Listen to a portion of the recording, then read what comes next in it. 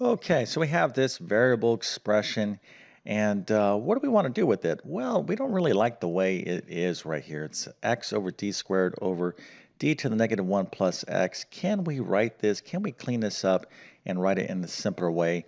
In algebra, if you can write an expression in a simpler way, that's what you want to do.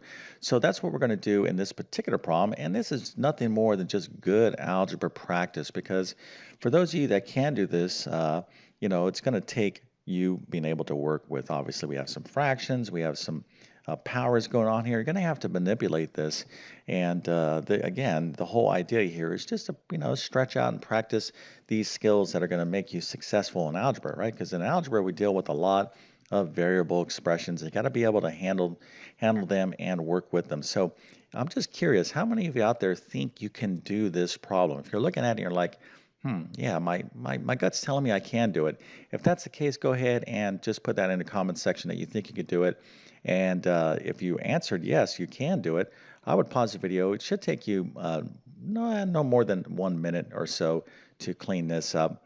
Um, but if you can't do it, well, stick around. I'm going to show you exactly how to do this. And again, this is nothing more than just good old-fashioned algebra practice. Remember, algebra is a skill. You're not going to learn algebra by doing one problem at a time. So when your teacher gives you like homework or whatnot, and there's like 10, homework questions, and you only do like 1 and 2, you're like, oh no, I know how to do that. I'm good with that. I don't need to practice all of that.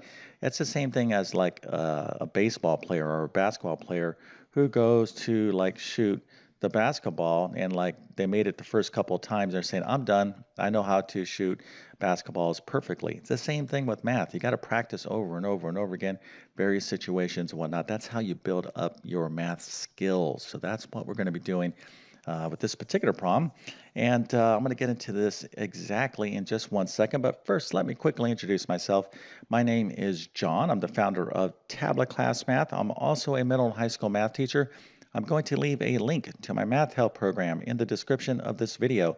But very briefly, I have about 100 plus different math courses ranging from pre-algebra to pre-calculus and everything in between. So if you're at the middle school, high school, or even college level in terms of mathematics, I can help you pass your course. If you're taking any sort of an exam that has math on it. So for example, the GED, SAT, ACT, GRE, GMAT, ASVAB, AccuPlacer, ALEX exam, CLEP exam, maybe a teacher certification exam, you get the idea. I can help you prepare and pass those exams. If you homeschool, I have a very comprehensive homeschool math curriculum. You might want to check that out.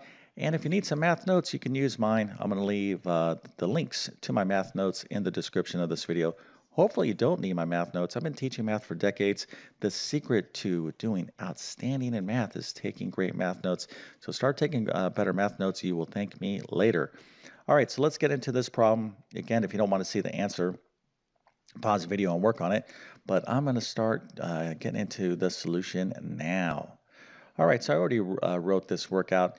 There's probably a couple different approaches you could take to this problem, okay, and still get the right answer. And there's a couple different final ways you can express this. The whole idea is to take this thing right here and let's just write it in a simpler way. Okay, this is not the simplest way. So in algebra, you always want to write things as simple as you can. All right, so let's take a look at this complex fraction. I have x over d squared, and this right here, this long fraction bar is divided by. So x over d squared is being divided by this, d minus 1 plus x. So let's write this way, x over d squared divided by d to the negative 1 plus x, okay? I'm not sure if I said that correctly, d to the negative 1 plus x, I probably did. But anyways, let's focus in on what we have right now. So we have this complex fraction. I'm writing it this way, x over d squared divided by parentheses, okay, put in those grouping symbols, that'll help you out, d to the negative 1 plus x. So now we have to know how to deal with division of fractions, okay? So like if I had 2/3 divided by 8, that would be what? 2/3 times, and we're going to take division, make it into multiplication, and flip this thing. This is 8 over 1, so that would be 1/8. So you got to know your basic fraction operations with something like this. So let's take a look at how that looks here with our expression. So we have x over d squared. Okay, this is division is going to become multiplication, And this is d to the negative 1 plus x over 1. Okay, so when you're saying, I don't see a fraction, well, anything can be a fraction when you just write it over 1. Like the number 7, oh, whoa, I want to express that as a fraction, 7 over 1. Okay, so this would be over 1, so I have to flip this around, and this is what you get right here. Okay. Now, if you understand that, then I think that's probably the most difficult part of this problem is to get this out of this complex fraction and get it this way. All right, so now we're multiplying fractions. So again, we're going to multiply across. That's how you multiply fractions, right? You're going to multiply the respective numerators and denominators. So that leaves me with x times 1 is x, and then d squared, I'm going to multiply by this right here. So it's going to be d squared times that. Okay, so if you're with me so far, excellent. And now let's go ahead and pick up the problem right here. So we have x over d squared times this.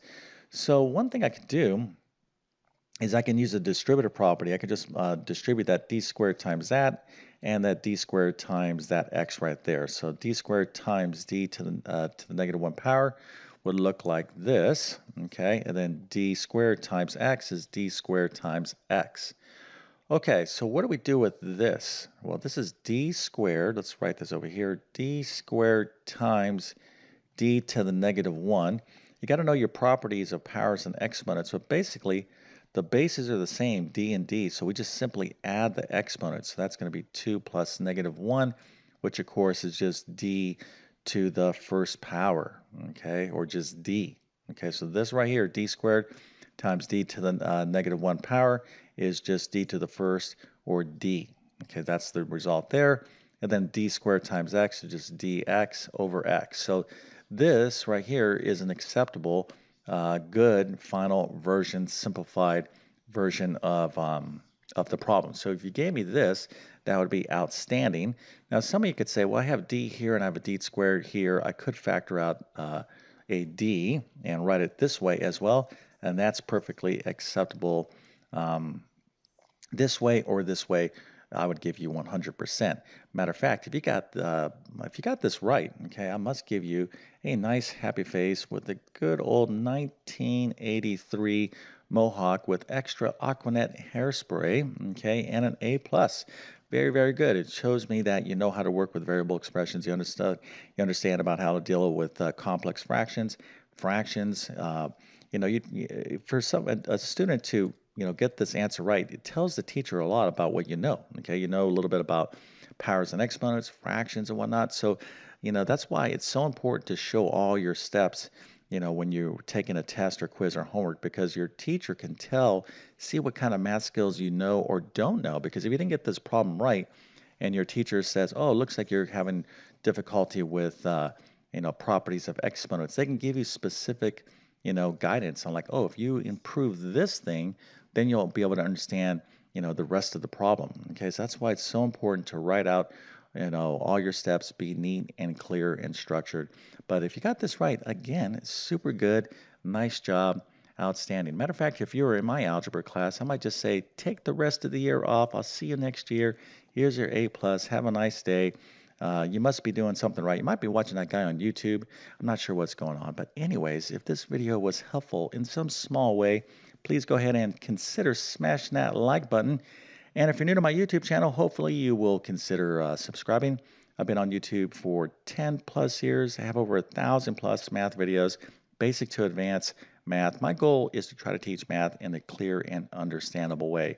Everyone could learn math. Some of you, it's going to come easier than others, but if you're doing your part, one, paying attention, staying focused, taking great notes, asking your teacher questions, you should be successful in math. Okay, now hopefully you connect with your teacher's teaching style, but if that's not the case, don't beat up your teacher too bad. Just get extra help. Okay, and if you like the way I teach, well then please take advantage of the content that I've made on my YouTube channel. I have tons of stuff. Just look through my playlist, but my best math help will be within my math help program.